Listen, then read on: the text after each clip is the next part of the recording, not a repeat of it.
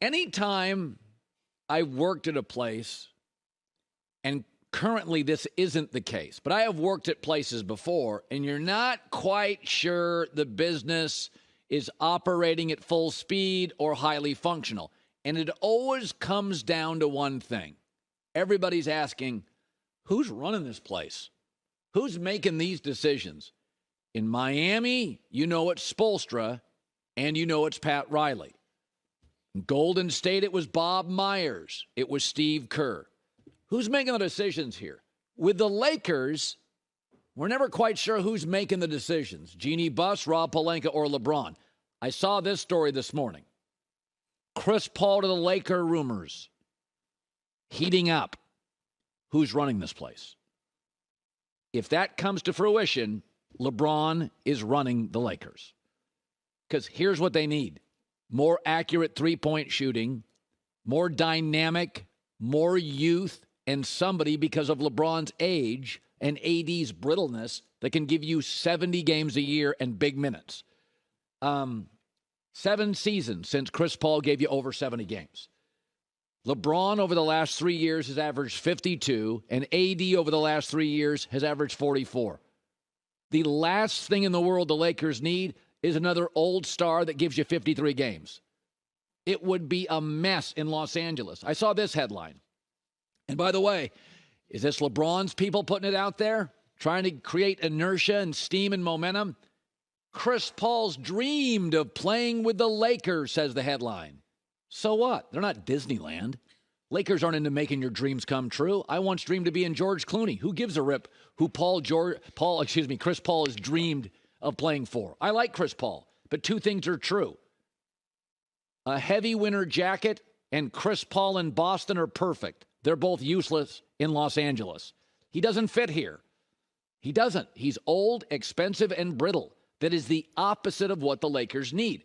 But increasingly, we have asked ourselves this question. And this is what you ask yourself all the time for an organization that was once proud. Could be baseball, football, NBA, MLS, could be anybody. Who's running this place? Rob Pelinka, as a GM, cannot think this is a good idea. It's a bad idea. Even Westbrook, who didn't work, when they made the move, I argued he's available, he's productive, he gives you minutes, he plays hard, he plays often. I love Chris Paul in Boston because they have 2 young, dynamic, athletic stars in their prime that give you 70 games and big minutes. LeBron's averaging 52 games, AD 44, and AD just came off his longest streak of playing consecutively. That puppy won't last. So as we all age, you fit in fewer places. All you need to know, if this thing gains any steam at all, LeBron is running the Lakers. Because you look at the Kansas City Chiefs, Andy Reid acknowledges, I don't draft the players. Brett Veach does that. I don't do that. I use the offense. Andy Reid doesn't even worry about defense. That's Steve Spagnuolo. I know exactly who's running every part of Kansas City and Golden State and Miami. Chris Paul to the Lakers is a classic who's running this place scenario. All right, so we're after the finals wrap up, you have the NBA draft, and then J-Mac and I, we're gonna pull up to the professional and college football buffet for 6 months, and we're gonna gorge. So one of the things we disagree with, sometimes I try to talk him into things, he tries to talk me into things. The one thing we agree on is that Russell Wilson is not washed. We're in the minority. There's even people in the league that think Russell Wilson is washed. J-Mac does and I don't. Not sure how you feel. Garett Bolles, their best offensive lineman, who missed last year with an injury, he's all in on Russ.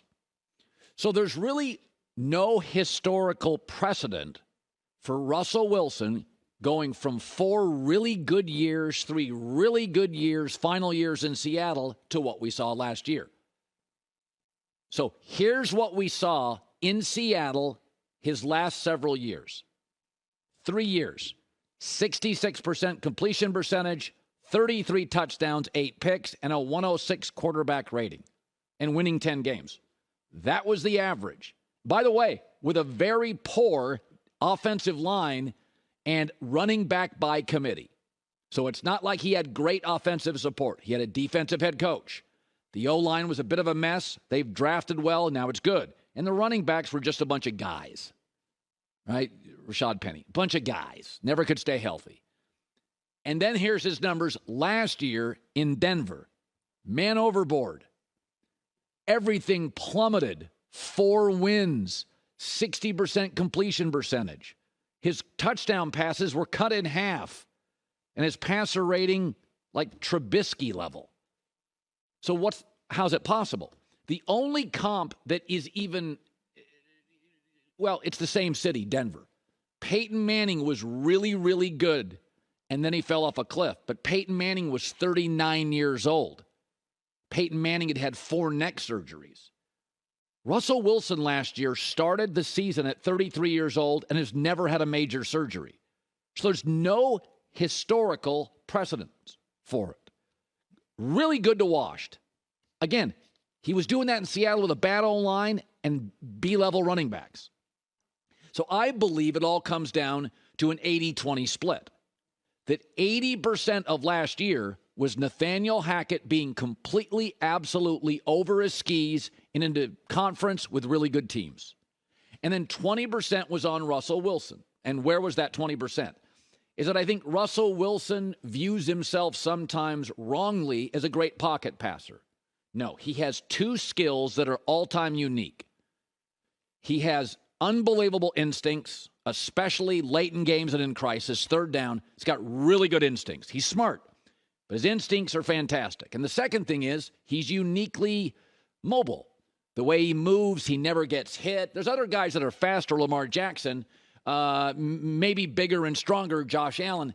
But Russell had like a decade of running around and never getting hit, never getting really tagged. So he is uniquely instinctual and uniquely evasive.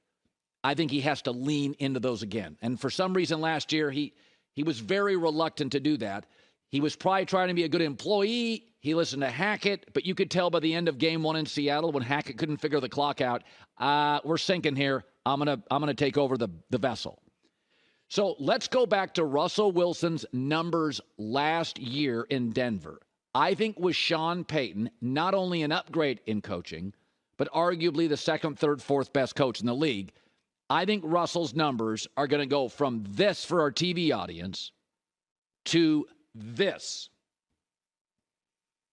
26 touchdowns, 8 picks, 4,100 yards, a passer rating in the mid-60s, a passer rating at 96, and a completion percentage around 65. And what would that be? Trevor Lawrence. Trevor Lawrence was not a top 4 or 5 quarterback in the NFL last year. What he was capable of having a great game, a great half, a great moment, and leading his team to the playoffs. So that's what I believe Russell Wilson will become. Trevor Lawrence. Not a top 5 guy, although Trevor this year may be, but he'll be capable of getting a team to the playoffs, winning a game with a late drive, more than competent, good in the pocket, not yet great, more mobile than average, very good instincts, bit of a playmaker, not Mahomes, not Allen, not Burrow, maybe not physically Justin Herbert, but somewhere between like 6 and 12 in the NFL. That is my guess. Because there's no precedent for 4 really good years, 3 really good years into awful. There's nothing out there. Peyton Manning's it, and he was 6 years of hits older and 4 neck surgeries in. So that's where we are today. J-Mac, you and I think, agree on most stuff. Most, not all. I don't know who I'm taking tonight. I will say this. Miami will shoot the 3 probably better and will play with more energy. So I do think it's close. I don't think I'd bet it. If I had to, Miami's the second best team in this series. Can we agree on that? Yes, they are. They're smaller. They don't have as many elite players. They have more undrafted guys. They're more about culture than talent. Denver's got a nice culture. They got better players. Yeah, I wonder if after this series, a lot of the people in the NBA are going to start to change their mind on 3-pointers. Denver's not living by the 3 in the finals here. They're going through their center, Jokic. So I don't know if this is going to start a shift away from three-point shooting, maybe back toward a big man being primary. There aren't a lot of Jokic's around them. Well, it's also interesting. Analytics are great, like in baseball. For a long season, you play the averages. But when you get into the playoffs, you'll use starters out of the bullpen. You'll change. You'll go for the win in that moment. You don't care about the game tomorrow. In the playoffs, the starting pitcher is your momentum. You don't give a rip about tomorrow. You got to win the game now. I remember Lou Piniella years ago was managing the Cubs, and he was setting up stuff for later in the series. Lou, win the game tonight, today. Win the game now. So whereas in a regular season, you're playing, you got a lot of tarmac. So in baseball, analytics work. But if you watch postseason baseball, some of that stuff hits the road, win tonight. So in the NBA, over the course of 82 games, you play into averages. The NBA playoffs, the refs let you play. Sometimes you just need a basket. And the best basket is an 8-footer, not a 23-footer. Well, Miami's only path to victory is hitting threes. That's it. That's all they can do to win this series. Meanwhile, Denver's I think they hit 5 threes last game. So 5 or 6, low number. They don't need threes because they got Jokic, who, man, it's amazing how he's a game changer. Somebody should write a book on, I'm pro analytics, but they feel much more built for a regular season than a baseball or basketball postseason. I mean, think about football. There's a lot of things you will do knowing protect your quarterback, protect your players. But you'll have guys play hurt in a playoff game. I mean, Jalen Hurts was not healthy. These are playoff games. You play. You'd rest Jalen Hurts in a regular season in Week 13 if you led the Cowboys by 3 games in the division. So I think all of our sports, there is an urgency. There's a business side. Super Bowl champs, every coach gets richer. The owner gets richer. The players get richer. Win the game and play hurt. And so analytics are great, but what I think we're seeing from Denver, by the way, Milwaukee had some of this, get a basket. Just go get a basket. And Jokic is the best right now, not only the best at get a basket, but create a basket for somebody else. I read a stat where Jokic and Murray ran more pick and rolls in Game 3 than they had in any game this season. They just say, we're throwing everything out the window. We're going to our bread and butter. Jokic and Murray, they can't stop it. Hi, everybody. Thanks for watching. Subscribe here to get the latest from the show. Also, be sure to check out more of the best clips from The Herd or go watch a few segments from other shows on FS1.